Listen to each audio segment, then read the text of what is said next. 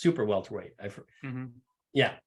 In the history of boxing, let's look at welterweights, because I always thought that's where a lot of talent seems to be. Who are your top 3 welterweight boxing champions of all time? So number one, my all-time fighter of all time is Sugar Ray Robinson. I think He fought a lot. Yeah, 145 wins, I believe, something insane like that.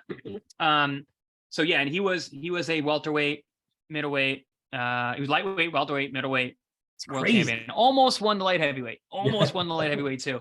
But yeah, he just did everything well. His technique was great. He was. Remember, I said that a lot of fighters back then weren't athletes.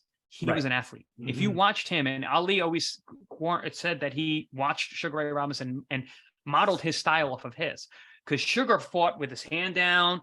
He bounced around the ring. He had quick hands. He was very explosive. He was the total package. He could punch going forward. He could punch going backwards. He had hand speed. He had power. He had a good chin. He did 15 rounds, no problem. He'd fight every week. He's crazy, hands down the best welterweight of all time.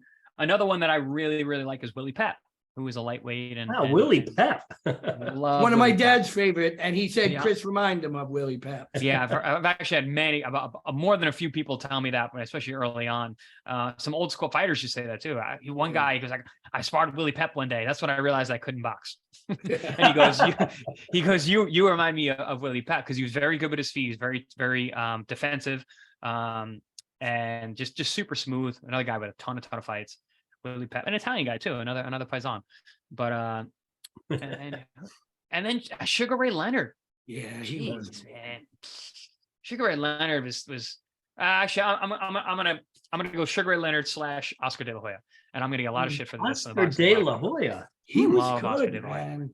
Absolute machine. If you look at him at 130, 135, 140, he was unbeatable till 47. 147 is when he caught his first loss against Felix Trinidad, in which I thought he won that fight anyway, but was unbeatable until those times.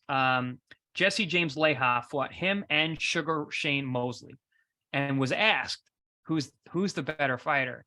He goes, Shane is amazing, but De La Hoya was an absolute machine. He's like, I had nothing for him. He's like, I could go with Shane.